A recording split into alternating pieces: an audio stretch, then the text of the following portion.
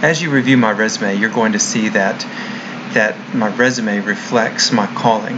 And my calling is all about making a difference in the lives of these children, so many of which don't have a positive role model who is a male in their lives, and so many of which don't have the support in the classroom that they need to really learn and really make a difference and something that's going to impact their future. And that's why I'm into education, is because I want to make a lasting impression on these children. On top of that, I also want to make a lasting impression on teachers so that they can make the greatest impact on as many children as possible. And so when you look at my resume, you're going to see that I've spent 10 years in leadership roles of various capacities as an assistant principal in charter schools and in private schools, and also as a head of school in private schools. But regardless of the role as a leader, I was always wanting to make sure that I supported the role of the one who is above me. Whether that be a small group of individuals who had a mission and a vision and objectives, my job was to step in and make sure I supported that role in whatever way I could. As an assistant principal, I worked underneath and alongside the campus principal to make sure that I supported him or her by completing the job and the tasks that he or she gave me to do. And I did them well, and I did them with passion. So, as you look through my resume, you're going to see that I've served in charter schools as large as 1,350 students with 50% ELLs and 87% at-risk populations, as well as working in a public school environment with almost 50% ELLs and 100% low socioeconomic and very high at-risk population. And my life has been and is dedicated to serving the needs of these students and make sure that they are ready for a global community that's going to be very competitive. And the only way to get them ready for that is for there to be leaders in place who can support these teachers, who in turn can empower the kids to be successful.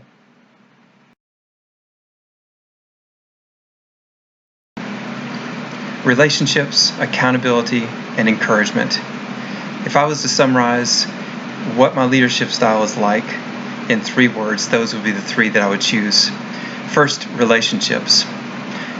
There's really nothing more important than establishing a strong relationship with each teacher to the best of my ability and nurturing that relationship along the way. And one of the things that brings about a good relationship is communication. Good communication, strong communication, open and honest communication, them feeling like they can come to me and I can go to them and they feel comfortable and safe. Those are 2 very important things in developing a relationship. And for that to happen, there has to be communication, because if I don't know you, or if a teacher doesn't know me, then how can I feel safe enough to really share with you and to embrace the ideas that you're giving? So a relationship is essential. Now, the other side of that, too, is that although we have a good, close relationship, I have to be the one to hold you accountable to certain actions. Because at the end of the day, my job is to support the goals of the campus principal and to make sure that what he or she wants to happen in regards to student data and student performance happens. And so to make that happen, there has to be accountability. And that accountability needs to be often. It needs to be in person. And we need to be setting goals. So one thing that I do too in regards to accountability is have these ongoing conversations about student data and about the goals of the school and how that teacher is aligning with the goals of the school. And these conversations don't just happen at progress monitoring. So they might be short, brief conversations in the hall, just informal chats. Or if I feel that there are concerns, I may go down to their classroom and sit down and talk to them. Why sit in their classroom? Because that's where they would feel most comfortable. Okay, so third, encouragement. I want them to feel successful in their work, and to do that, those ongoing conversations are not only going to be about accountability, but are going to be about growth How can I take your strengths and really make those strengths blossom? And if there's areas of weakness or growth, what can I do to help you take a couple of strategies and really get good at those strategies so you start feeling some success? And as they do those strategies and learn those new ways, I want to be right there alongside of them to lift them up and help them feel like, hey, you know what, you're doing a great job, keep it up. Because that little small pat on the back means a whole lot to a teacher. So those three things: relationship, accountability, encouragement, are my leadership style.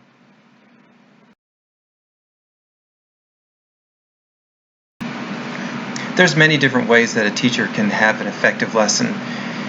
In my mind, when you talk about what does an effective lesson look like, there are several key components to that I want to touch on. One of the first big pieces of an effective lesson is the positive environment. There's plenty of studies that exist that show that a person cannot learn well when they are under stress. And some of that stress can come from a toxic environment inside the classroom, whether it be that there are students who are not under control, or whether the teacher uses a loud voice and yells and fusses, or it just doesn't feel safe to the student. And so going back to relationships are established in an effective lesson.